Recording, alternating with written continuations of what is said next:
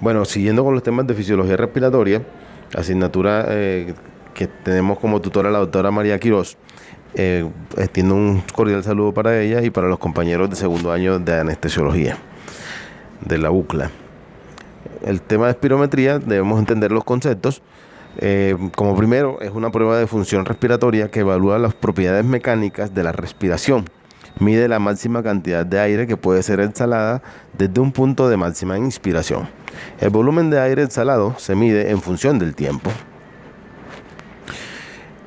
También lo podemos entender como que es una prueba básica para el estudio de la función pulmonar que sirve para la evaluación y el seguimiento de las enfermedades respiratorias. Es una curva de volumen-tiempo en la que se compara el comportamiento de las dos variables en un sistema de coordenadas, volumen sobre la ordenada y tiempo en la abscisa. Es importante saber que ella estima la edad funcional pulmonar, estima el riesgo potencial de padecer un cáncer de pulmón, valora el impacto de otras enfermedades extrapulmonares sobre la función pulmonar y que se recomienda su realización sistemática a personas mayores de 35 años con antecedentes tabáquicos o un IPA mayor de 10 con síntomas respiratorios. Los principales parámetros fisiológicos que se obtienen con la espirometría son: 1. La capacidad vital forzada, que de ahora en adelante la vamos a conocer como FVC en mayúscula. Y 2. El volumen expiratorio forzado en el primer segundo, y lo veremos de ahora en adelante como FEB en mayúscula, subunidad sub 1. La capacidad vital forzada es el máximo volumen de aire que puede exhalar un individuo de manera forzada a partir de una inspiración. Ahora bien, a partir de las dos anteriores mencionadas, se calcula el cociente FEB, o sea, como lo habíamos dicho, volumen expirado forzado en el primer segundo sobre la capacidad vital forzada, como lo vemos en la ecuación. Para la espirometría tenemos unas indicaciones. Entonces lo dividimos en subgrupos. Tenemos indicaciones diagnósticas, en la cual debemos realizar evaluación de pacientes con sospecha de patología respiratoria que presenten síntomas como disnea, tos, sibilancia, estridor, y que presenten síntomas como estertores, deformidad torácica, etc. Además, se puede hacer estudios de gabinete y laboratorios anormales cuando tenemos hipoxemia, hipercapnia, policitemia, radiografía de tórax anormal.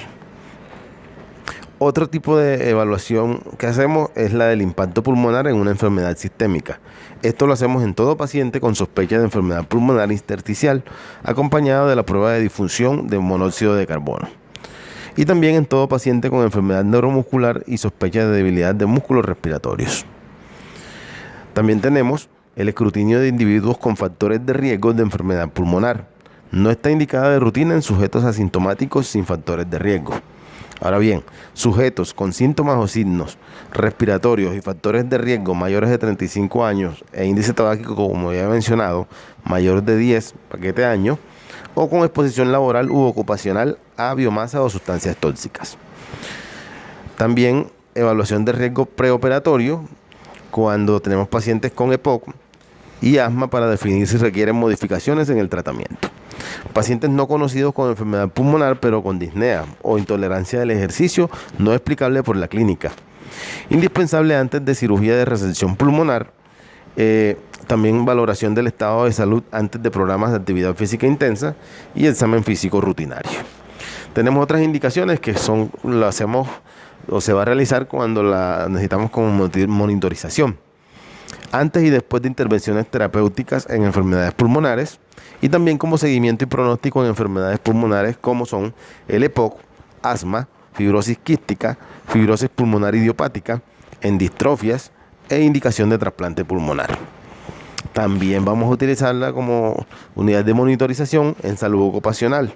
Se recomienda al ingreso al trabajo y posteriormente anual. La caída de la FEB sub 1 mayor de 15% del predicho calculado de la espirometría basal sugiere una evaluación más detallada del trabajador. También la hacemos en seguimientos de sujetos expuestos, tóxicos pulmonares conocidos, incluyendo fármacos, y pacientes en régimen de quimioterapia. También la vamos a utilizar como monitorización en evaluación de la discapacidad en pacientes candidatos a programas de rehabilitación, seguros médicos y evaluaciones legales, salud pública, estudios epidemiológicos, generación de ecuaciones de referencias poblacionales e investigación clínica. Debemos mencionar, y es muy importante también, saber las contraindicaciones. Estas las vamos a subdividir en absolutas y relativas. Las absolutas, entonces las mencionamos como la preeclampsia o la hemoptisis, hipertensión arterial no controlada, aneurisma aórtico mayor de 6 centímetros, inestabilidad hemodinámica, síndrome coronario agudo, hipertensión intracraneal, desprendimiento agudo de retina. Y como contraindicaciones relativas vamos a tener cirugía reciente, abdominal torácica de 1 semana posterior, cesárea de 6 a 8 semanas, cirugías oculares, neurocirugía ocurrida de 3 a 6 semanas, cirugías vasculares de 4 a 6 semanas, colocación de marcapasos de 2 semanas, infecciones óticas, infecciones respiratorias activas y otras como son embarazo complicado, neumotórax, infarto agudo del miocardio y angina inestable. Bueno, siguiendo con las láminas, tenemos recursos y materiales. Aquí vamos a revisar entonces la parte que son equipos. Los equipos deben reunir las recomendaciones técnicas internacionales emitidas por la Sociedad Americana del Tórax y de la Sociedad Europea Respiratoria.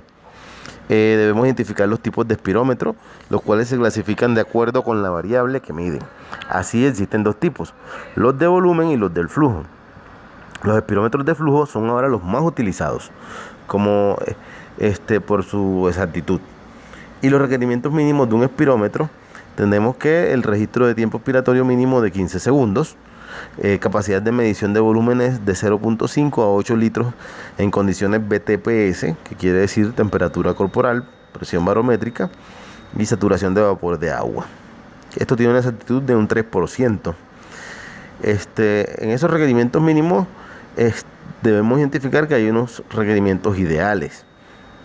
Debe incluir un instrumento de calibración estandarizado, pantalla para la presentación de los gráficos de flujo-volumen y volumen-tiempo, idealmente en tiempo real e invariable al momento de la generación del reporte del espirómetro, periodo de 0.25 segundos antes del inicio de la maniobra para valorar volumen extrapolado y ecuaciones de referencia adecuadas para la población. En otros equipamientos debemos tener una computadora e impresora, obviamente pues para emitir el informe, báscula, estadímetro, termómetros ambientales con una precisión de 1 grado centígrado, boquillas desechables de cartón o las recomendadas por el fabricante y las boquillas tipo buceo para aquellos pacientes que no logran realizar un buen selle con los labios, pinzas nasales, aditamientos para el control de infecciones, etcétera. Entonces, una vez conocido todos estos datos, tenemos que para realizar la espirometría necesitamos unas recomendaciones o una preparación del equipo antes de la prueba, ¿no? Todos los componentes como mangueras, sensores, conectores deben estar debidamente desinfectados y deberán ser ensamblados de acuerdo con las instrucciones de cada fabricante. De acuerdo al tipo de espirómetro, se debe encender y dar tiempo suficiente para el calentamiento del mismo. La espirometría diagnóstica se debe realizar en ambientes de temperatura controlada entre 17 y 40 grados centígrados. Calibrar o verificar la calibración con jeringa de 3 litros. Los sensores de los espirómetros de flujo deben limpiarse siguiendo las recomendaciones de cada fabricante. Y como siguiente tenemos la preparación del paciente para la prueba. Entonces, ¿qué corresponde aquí? El técnico que realiza la prueba recibe y se presenta con el paciente, obviamente. Revisar la solicitud médica y confirmar el nombre completo, la fecha de nacimiento y el número del registro. La edad se registra en años cumplidos al día de la prueba. El técnico explica al paciente el objetivo de la prueba. Y bueno, hay otra que sería la preparación del equipo antes de la prueba, también para evitar pues alteraciones en los reportes. Bueno, entonces ya una vez estamos en la maniobra de espirometría, el paciente ha sido preparado para la prueba, se procede a instruir al paciente sobre el procedimiento. Se le debe explicar que se encontrará sentado, de preferencia en una silla fija y con soporte de brazos, con el tronco erguido. Y bueno, como lo veremos en un video que les voy a mostrar más adelante. Esto tiene un flujograma o un algoritmo en el cual primero, como lo vemos en esta lámina, confirmar la posición correcta del paciente. Como segundo, colocar la cabeza ligeramente elevada y explicar que esta posición debe mantenerse durante todo el esfuerzo expiratorio. Tercero, el técnico explica y demuestra cómo colocarse la boquilla, sujetándola con los dientes, sin morderla, sellándola con los labios y sin obstruir con la lengua. Cuarto, el técnico demuestra la maniobra expiratoria, resalta los pasos de máxima inspiración, colocación de la boquilla y realización de la expiración con inicio explosivo y exhalación máxima sostenida. Quinto, se debe usar pinza nasal limpia, lo que evita que el individuo vuelva a inhalar por la nariz durante la maniobra. Entonces de aquí se deriva con circuito cerrado o si es con circuito abierto. Si es circuito cerrado, debe usarse un filtro nuevo con cada paciente. Se asegura que el sujeto o paciente se coloca adecuadamente la boquilla. Y seguimos con el paso 7. Después de una o dos respiraciones normales, en volumen corriente, se indica que se realiza inspiración rápida y máxima, menor de un segundo, hasta llegar a la capacidad pulmonar total.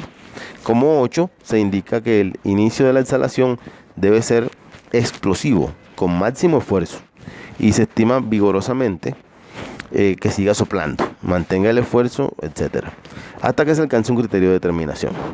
Y como 9, nuevamente se pide que realice una inspiración máxima, rápida y completa hasta llegar nuevamente a la capacidad pulmonar total. Si el circuito es abierto, el paso 6 sería, sin tener la boquilla puesta, se indica que se realice inspiración rápida y máxima, menor de un segundo, hasta llegar a capacidad pulmonar total. Como 7, se solicita que el individuo se coloque la boquilla y se indica el inicio de exhalación, el cual debe ser explosivo con máximo esfuerzo, y se estimula vigorosamente. Siga soplando, mantenga el esfuerzo, etc., hasta que se alcance un criterio de determinación. Y como 8, se indica que se retire de la boquilla para inhalar nuevamente. Entonces, circuito cerrado, circuito abierto. Cuando llegamos al paso 8 y 9, respectivamente, en caso de una maniobra no aceptable, se deben repetir las instrucciones y la demostración de la prueba. Y se requiere completar un mínimo de 3 buenos esfuerzos que llenen criterios de aceptabilidad. Para ello, generalmente no se requiere realizar más de 8 maniobras. Se debe también evitar los criterios de repetibilidad. Y si es necesario, se puede realizar hasta 15 maniobras. En este video vemos que la persona se encuentra en posición sentada con el tronco erguido, con una pinza nasal con la boquilla puesta. Se le pide al paciente que haga una inspiración profunda y posterior a esto exhale de manera fuerte y sostenida hasta obtener la meseta en el gráfico de volumen-tiempo. Posterior a esto se pide que haga nuevamente una inspiración profunda y vamos a tener el resultado. De la gráfica obtenida en la medición corresponde a los volúmenes movilizados voluntariamente. Volumen tidal, volumen de reserva inspiratoria, volumen de reserva expiratoria, los cuales determinan la capacidad vital. Es importante notar que durante la espirometría se realiza una expiración forzada, como ya lo habíamos dicho, partiendo del nivel expiratorio máximo, con lo que se obtiene una curva en la cual se mide la capacidad vital forzada. Entonces, sobre esto pues es lo que queremos expresar en la gráfica, ¿no? Como vemos en el tiempo y en el volumen. Ahora bien, todas las mediciones sobre la ordenada que observamos acá son mediciones de volumen realmente. Los dos parámetros más útiles en la interpretación son la capacidad vital forzada y el volumen expiratorio forzado en el primer segundo, lo cual determina la cantidad de volumen expirado cuando ha transcurrido el primer segundo en la prueba espirométrica. Pero algunos autores vamos a encontrar que miden el volumen expiratorio forzado en el tercer segundo. Por eso aquí vemos en esta gráfica BEF3, el cual es útil para la determinación de obstrucciones leves de la vía aérea periférica. Entonces, si trazamos pendientes sobre una curva ubicada en un sistema de volumen y tiempo, se obtienen mediciones de flujo, las cuales se expresan como medidas de velocidad. En este caso, las unidades son litros sobre segundos. En la espirometría se consideran importantes 3 medidas de flujo. El flujo expiratorio forzado, que va de 0 a 25%, que expresa la velocidad de flujo en la primera cuarta parte de la capacidad vital forzada y depende completamente del esfuerzo. Y el flujo expiratorio forzado, que va de 25 a 75%, o flujo medio forzado, que expresa la velocidad de flujo en la mitad de la capacidad vital funcional. Corresponde a las velocidades a través de la vía aérea periférica. Y está el flujo expiratorio forzado, que va de un 75 a un 85%, que expresa la velocidad de los flujos terminales en la porción de la capacidad vital funcional independiente del esfuerzo. Los cocientes de BEF en un minuto y capacidad vital funcional y volumen expiratorio forzado en el tercer minuto sobre la capacidad vital forzada son de gran utilidad en la determinación de las enfermedades obstructivas, como vamos a verlo más adelante. En la curva espirométrica, como la vemos aquí, se evidencian dos porciones bien diferenciadas. En la primera se observa una gran movilización de volumen en el tiempo, lo cual corresponde al comienzo de la capacidad vital funcional, es decir, la fracción dependiente del esfuerzo. Esta salida rápida del volumen se sostiene hasta el primer segundo de la capacidad vital funcional, en condiciones normales, del volumen expiratorio forzado en el primer minuto, en un minuto. Corresponde por lo menos al 75% de la capacidad vital funcional. Cualquier disminución del volumen expirado forzado en el primer minuto modifica la morfología de la curva y es sugestiva de que hay una enfermedad obstructiva, como lo vamos a ver en los ejemplos más adelante. En la segunda parte de la curva vamos a observar un aplanamiento que se sostiene hasta el final de la capacidad vital forzada. Corresponde esto a la porción independiente del esfuerzo y es generada por la retracción elástica del tejido pulmonar. En las enfermedades restrictivas, la característica más relevante es la disminución de la capacidad vital funcional. Esto pues lo ocasiona la disminución de la distensibilidad pulmonar como tal. Los volúmenes expiratorios forzados disminuyen, pero conservan su relación porcentual normal con la capacidad vital funcional. En la enfermedad mixta coexisten características funcionales de las enfermedades obstructivas y restrictivas. Por tal razón, todos los parámetros medidos y calculados se encuentran disminuidos, como lo vemos aquí en esta gráfica también. En esta tabla observamos cómo es el comportamiento común a cada situación funcional descrita, como lo habíamos dicho pues. Entonces, en la enfermedad obstructiva, las velocidades de flujo siempre están disminuidas, así como los valores de volumen expirado forzado en un minuto y el volumen expirado forzado en el tercer minuto. Y los índices de volumen expirado forzado en el primer minuto sobre la capacidad vital forzada. Y también el volumen expirado forzado en el tercer minuto sobre la capacidad vital forzada.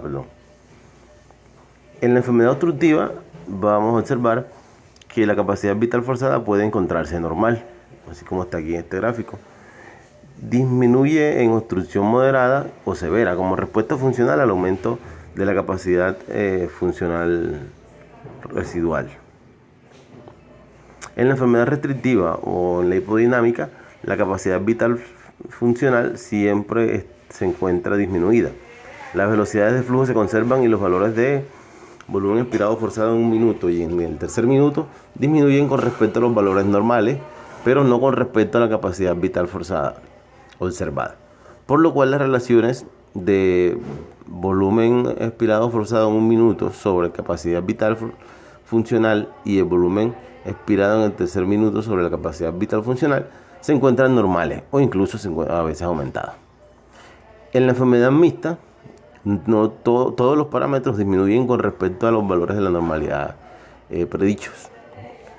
Entonces, en esta, la severidad de la alteración funcional puede calificarse a través de la cuantificación de la disminución porcentual del volumen expirado forzado en un minuto y de la capacidad vital funcional con respecto a los valores predichos.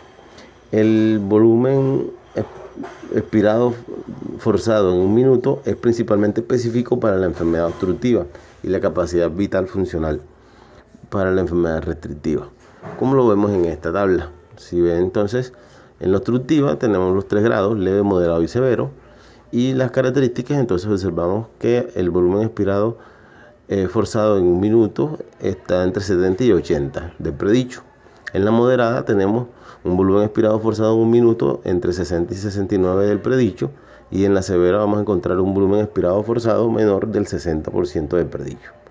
Y en la restrictiva, en el caso de la leve o en el grado de la leve, encontramos capacidad vital funcional entre 70 y 80 de la predicha. En la moderada, una capacidad vital funcional entre 60 y 69 de la predicha. Y en la severa, una capacidad vital funcional menor del 60% de la predicha. Bueno, con esto terminamos lo que corresponde a espirometría. Espero pues que haya sido de su entendimiento. Muchas gracias.